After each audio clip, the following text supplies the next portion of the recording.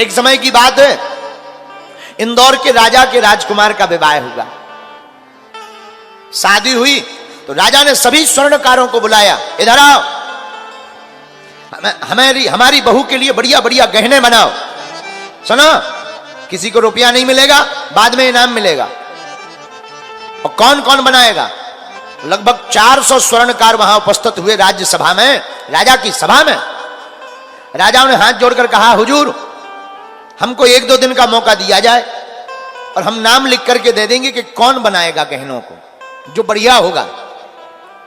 और आपस में स्वर्णकारों ने बैठक की कि कई सालों से, अनेक वर्षों से त्रिलोकीनाथ जी ने काम भी छोड़ दिया, हमारी समाज में भी नहीं आता है, बिरादरी में भी नहीं बैठ रहा है, उल्टा चल रहा है। इसी का घमंड ठिकाने लगा दो, इसी का नाम लिख के दे दो, गांठ का रुपया भी लगेगा, तब ठिकाने लगेगी इसकी बुद्धि। तो राजा के पास लिख करके चिट्ठी भेज दी, महाराज, त्रिलोकीनाथ जैसा कोई भी हमारे समाज में ऐसा नहीं है कि जो बढ़िया आभूषण नए नए डिजाइन का बना सके, बढ़िया डिजाइन वाला आदमी। राजा ने सेना को भेजा, सिपाहियों को, जाओ त्रिलोकीनाथ को पकड़ के लाओ। आहा, त्रिलोकीनाथ के पास में सेना गई, सिपाही बोले चलो। त्रिलोकीनाथ हाथ जोड़ के बोलो, कछु अपराध नहा कियो, नहीं कछु दिल में चाह। हे सिपाहियों, ना तो हमने कोई अपराध किया, ना दिल में कोई मांगने की इच्छा है। राजा के पास 2 ही काम से जाते हैं, या तो अपराध हो या कुछ पाना हो। कछु अपराध न हम कियो, नहीं कछु दिल में चाह, मोहि पठायो बोली के कही कारण नर नाह। फिर राजा ने हमें क्यों बुलाया? सिपाही बोले, उठ पटांग बातें बाद में करना, पहले चलो वहीं पूछना, अंग्रेजी मत पढ़ो। त्रिलोकीनाथ ने सोचा नहीं जाएंगे तो ये जबरदस्ती ले जाएंगे, इनका राज्य है। त्रिलोकीनाथ जाके बैठ गया राज्य दरबार में, एक आसन पर बैठा। राजा 2 किलो सोने की पोटली बना करके लाए और त्रिलोकीनाथ जी के पास रख दिया। लो इसे उठाओ। हुजूर ये क्या है? सोना है, गोल्ड है, गोल्ड। महाराज हम नहीं छुएंगे, पाप लग जाएगा, हमने सोने चांदी सोने का काम, डायमंड का काम बंद कर दिया। राजा बोले, पकड़ रहे कि तुम्हारी गर्दन उठवाइए। उसने सोचा, ये भगवान, अगर नहीं उठा रहे तो ये बिल्कुल ही उठा रहे, हम सोना नहीं उठाएंगे तो ये हमको उठा देंगे। इसने सोचा, मरने से तो अच्छा ही है, उठा लो। इसने पोटली उठाई, हुजूर आज्ञा। राजा बोले, सुनो, हमारे बेटी की शादी है, बेटा की, बहू आनी है, राजा के यहां शादी हो रही, बढ़िया बढ़िया गहने बना देना, और 10 दिन के अंदर हमको गहने चाहिए। त्रिलोकीनाथ खूब चिल्लाता रहा, काम बंद कर दिया, हमें नहीं आता है, हमारे पास रुपया भी नहीं, हम बनवा दें, मान जाओ। राजा बोले, हम कुछ नहीं जानते, 400 लोगों ने तुम्हारे नाम से चिट्ठी दी है कि तुमसे ज्यादा फेमस कोई है ही नहीं। त्रिलोकीनाथ जी बोले, जय हो।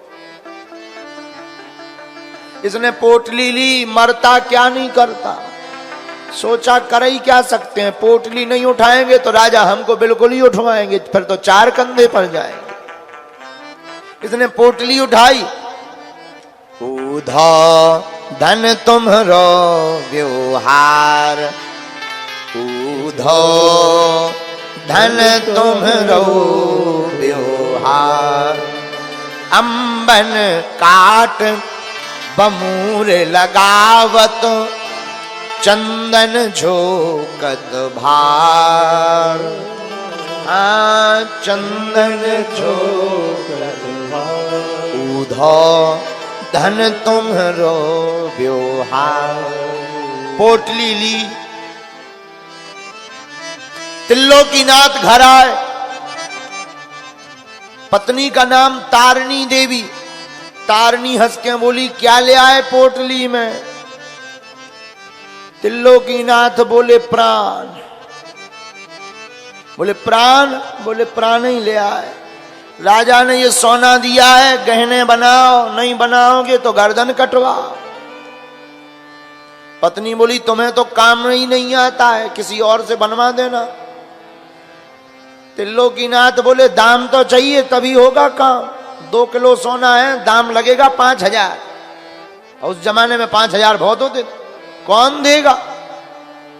अब पहले चाहिए, अपने घर पे वैसी भूखमरी मची, भगवान सुबह शाम दे देते हैं। संतों का काम है, संत महात्मा आ जाते हैं तो कहीं ना कहीं से काम चल जाता है।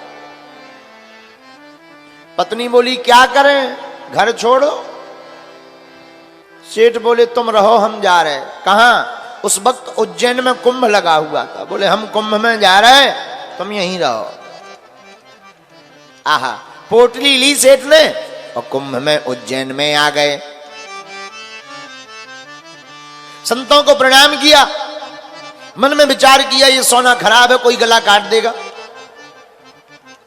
संतों की पंगत देखी, संतों का जय जयकार देखा, मन में भाव जग गया कि एक काम करें, गहने तो हमें बना नहीं पाना है, वापस सोना देंगे तो मरना है, नहीं बनाएंगे तो मरना है, ऐसे काहे को मरो, सोना का सदुपयोग कर लो, संतन में भंडारा करवा, मरना तो है ही, खाली काहे को मरे। 2 किलो सोना लिया, नगर सेठ को उज्जैन के दे दिया कि लो भैया चकाचक रबड़ी मालपुआ बनाओ, भंडारा करवाओ।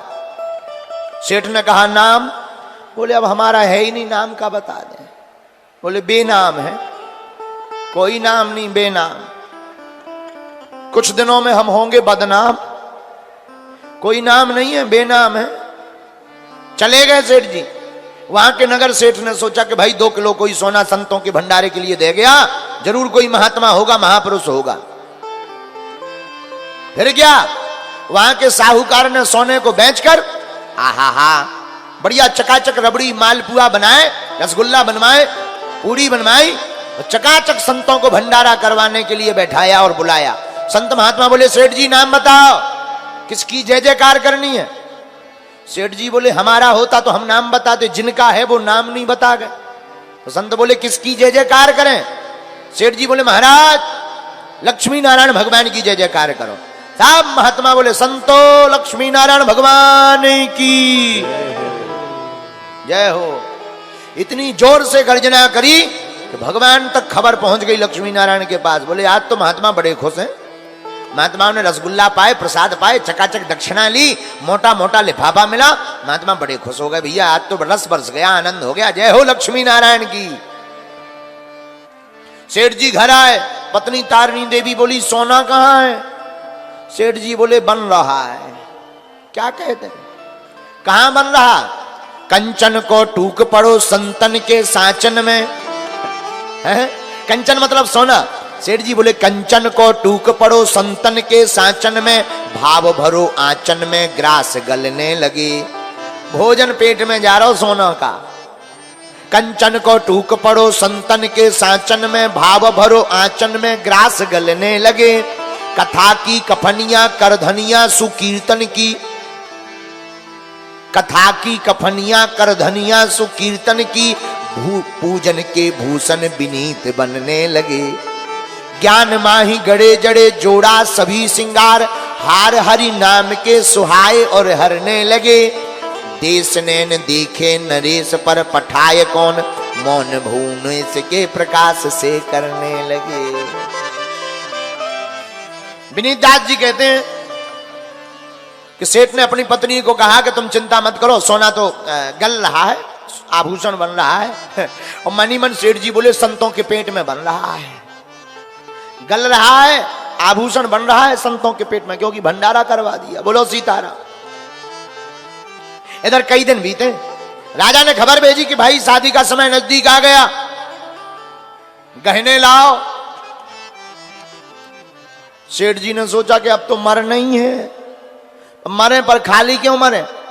हाथ में राम जी की मूर्ति ली, इसने सोचा कि जंगल में जाते हैं, जितने दिन बचेंगे सो भजन करेंगे, बाकी राजा को फांसी तो देनी है, सो पकड़े जाएंगे। पत्नी से बोले तुम ठीक ठाक रहना, हम जे चले। कहां? संतों जहां पर सोना गलाया था ले आए, जंगल में चले गए। आहा,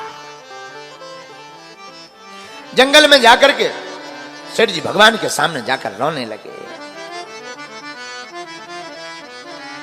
एक पेड़ के नीचे राम जी की मूर्ति को रखा, आंखों में आंसू भर करके रोने लगे। सरकार, हमने तो सोने से संतों का भोजन करवा दिया, अब हमारा क्या होगा? आप ही हमारी लाज रखना। क्योंकि आपके बिना हमारा कोई नहीं है। आप हमारे नाथ हो और हम कुछ नहीं जानते। मरना हमें है, पर सरकार मरे भी तो संतों की सीत प्रसादी पाकर संतों के चरणों में मरे। राजा के हाथों मत मरने देना। और आंखों में आंसू भर करके त्रिलोकीनाथ जंगल में बैठकर गोविंद की कीर्तन को गाने लगा। इधर राजा ने खबर भेजी, गांव वालों ने बताया कि वो तो 3 दिन से गायब है। राजा की शाम को बारात जानी है। राजा बड़ा नाराज और स्वर्णकारों को बुलाया कि भाई तुमने इनका नाम दिया था 400 लोगों ने, अब वो तो सोना लेकर गायब हो गया। स्वर्णकार बोले अब ये मौका बढ़िया है बर्बाद करने का।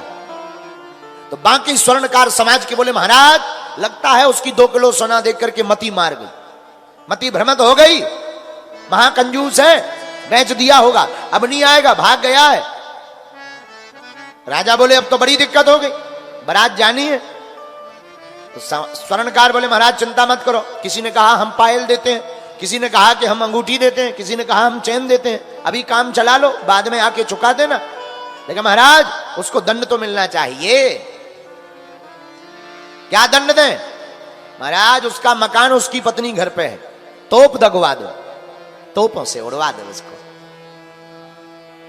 राजा ने आज्ञा की कि अब बारात बाद में जाएगी, पहले त्रिलोकीनाथ के घर का विनाश किया जाए।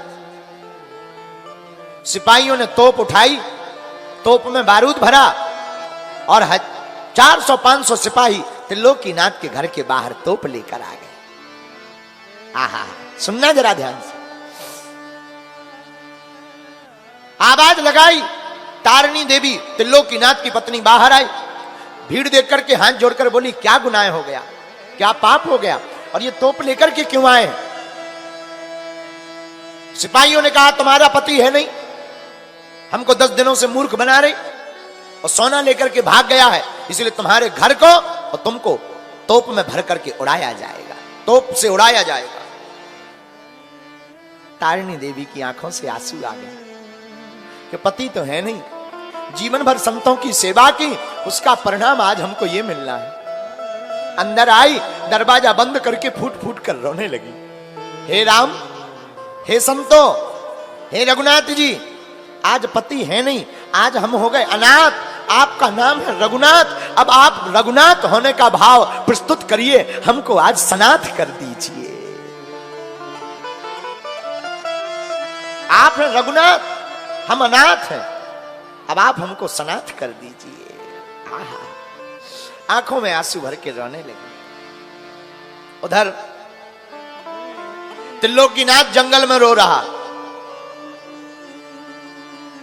मन गुण गावत पुलक शरीरा, आंखों में आंसू भर करके वहां त्रिलोकीनाथ रो रहा। सरकार कहीं हमारी पत्नी का वध ना कर दे, हमारा घर उजाड़ देगा राजा, क्योंकि हमारे पास सोना तो है नहीं, सोना से हमने संतों का भोजन करवा दिया, भंडारा करवा दिया।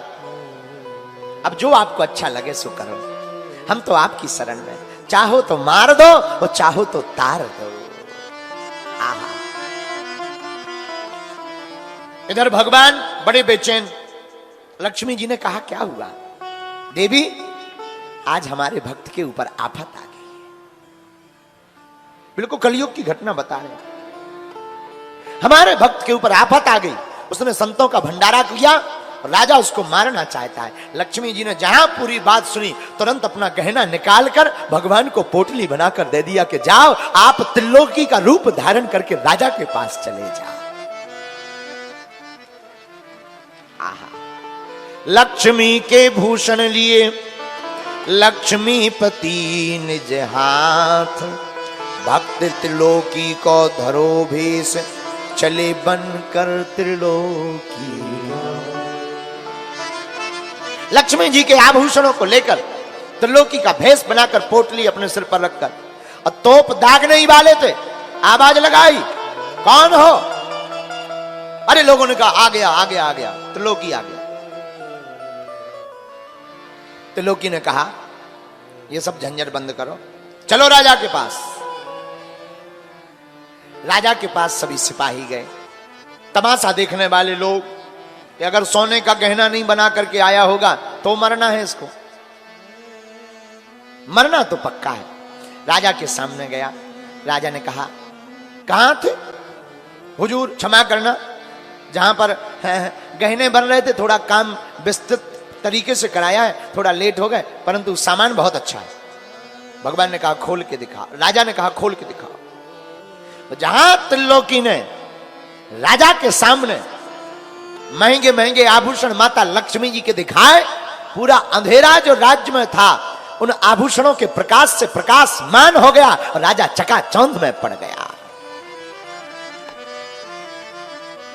राजा कहते हैं ऐसा तो हमने सामान भी नहीं दिया।